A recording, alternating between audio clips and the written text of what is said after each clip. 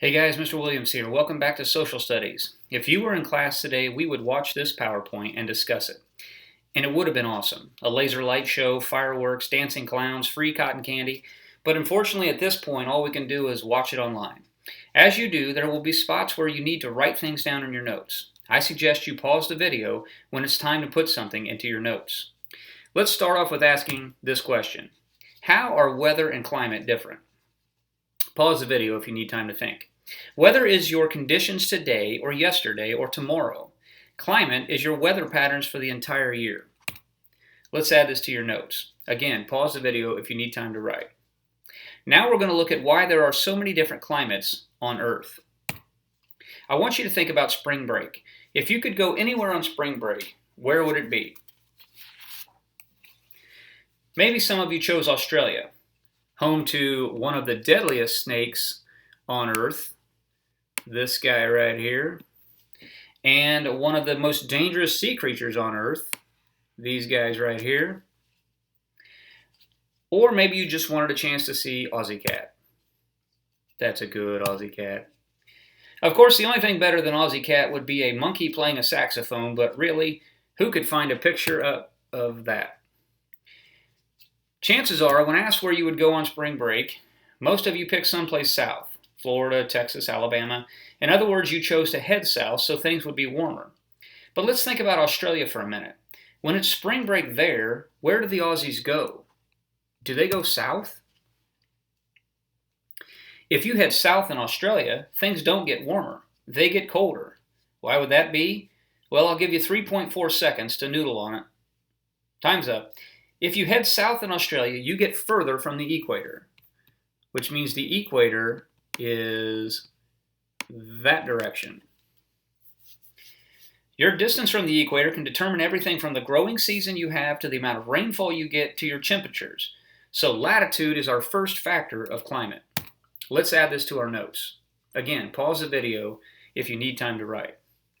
Now let's see some popular spring break destinations from around the world. Here's spring break in China. What about spring break in Somalia? How about spring break with Mr. Williams? Okay, baseball fans, time for the second factor of climate. Here's PNC Park. It was built for one player. If you notice, home plate is right here, and a good left-handed batter could hit a home run into McCovey Cove.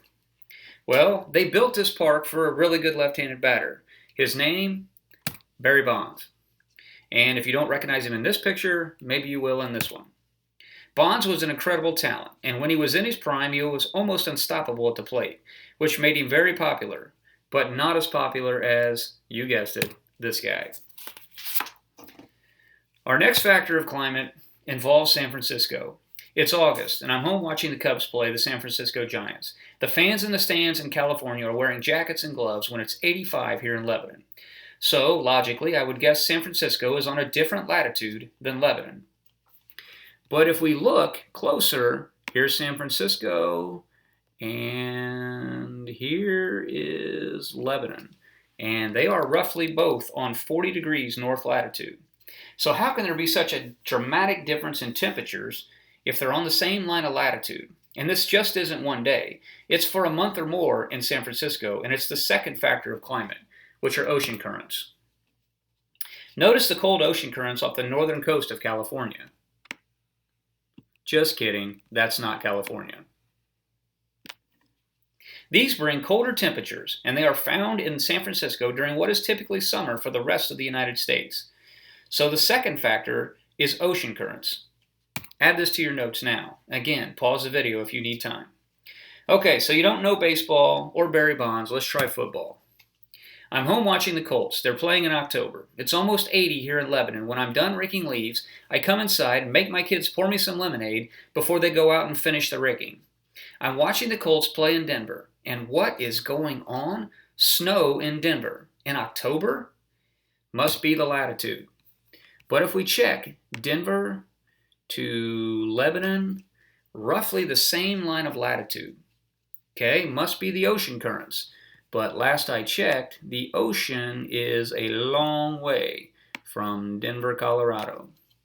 So, What could it be? What could create such dramatic temperature differences and precipitation from one place to the other? Pause the video if you need time to think. Otherwise, I'm going on to factor number 3, altitude. Let's add this to your notes. And again, pause the video to give yourself time to write. The Rocky Mountains are the largest mountain range in the United States, and they're located right here. Yes, part of that is Canada, but the Rockies are still the largest mountain range in the United States. So the Rocky Mountains create extreme temperatures and precipitation. The Rockies are beautiful, they're majestic, and they're spectacular, just not as spectacular as, yep, this guy. Let's go to India. Yes, I realize we live in Indiana, that's why I said India, and put a map of India up on the screen, which I'm hoping most of you realize was not a map of Indiana. India is home to our fourth and final factor of climate. Every year, monsoon winds bring seasonal rains to India. These winds can dump an incredible amount of water in one place. Don't believe me? Check this out. Life goes on during the monsoon season. If flooding like that happened here, we would pack up and leave town. So let's add the fourth and final factor of climate to our notes. Wind patterns. Wind patterns create climate systems or impact climate systems by moving weather around on the planet. So let's review the 4 factors of climate. You can look at most any climate on Earth and point to one or more of these factors when determining why that climate exists. How close are you to the ocean? How far are you from the equator? Are you located in or around a mountain range? And what type of wind patterns exist in the place in which you live?